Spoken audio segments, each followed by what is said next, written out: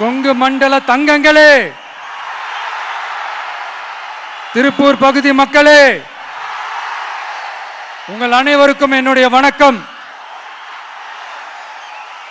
Day after tomorrow 16th அன்னைக்கு நம்மளுடைய தேர்தல் வாக்குறுதிகளை ஒரு புக்கா வெளியிடுறோம்.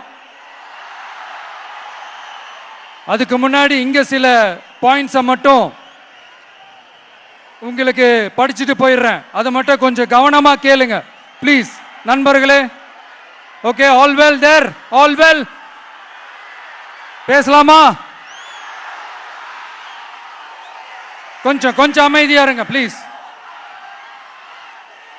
நெசவாளர்கள், சிறு குறு நடுத்தர தொழில்கள் மற்றும் விவசாயிகள் மற்றும் காவல்துறையினர் சம்பந்தமான நம்மளோட அஜெண்டா சிலதை உங்ககிட்ட நான் படிக்கிறேன். ஒன்று, நெசவாளர்களின் தயாரிப்புகளை நேரடியாக சர்வதேச சந்தைகளில் விற்பனை செய்வதற்காக அரசுக்கு சொந்தமான ஒரு உலகளாவிய இ காமர்ஸ் பிராண்ட் உருவாக்கப்படும். மேலும் முக்கிய நகரங்களில் வெற்றி தறி விற்பனை நிலையங்கள் ஷோரூம்ஸ் அமைக்கப்படும். இரண்டாவது, நிலையற்ற நூல் விலை மற்றும் மின்சார நெருக்கடி சுமையை பகிர்ந்து கொள்ள கைத்தறி மற்றும் விசைத்தறி வைத்திருக்கும் ஒவ்வொரு நெசவாளர் குடும்பத்திற்கும் ஆண்டுக்கு 30,000 ரூபாய் வங்கி மூலம் நேரடியாக நமது டிவிக்கு அரசு வழங்கும்.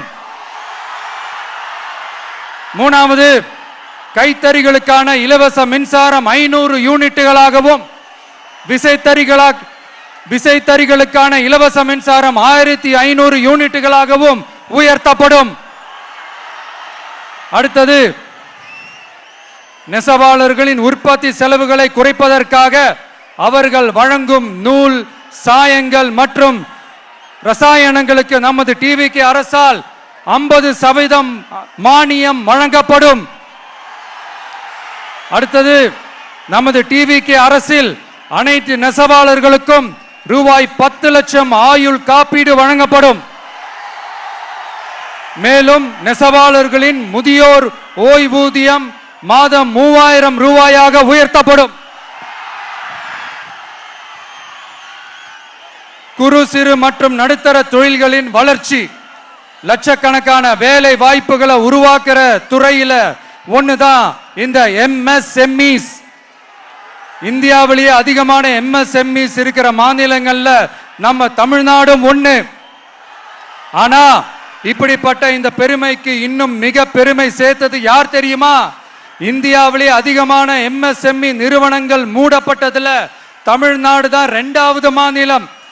இந்த பெருமையை உண்டாக்குனது தான் திமுக ஆட்சியோட மிகப்பெரிய சாதனை.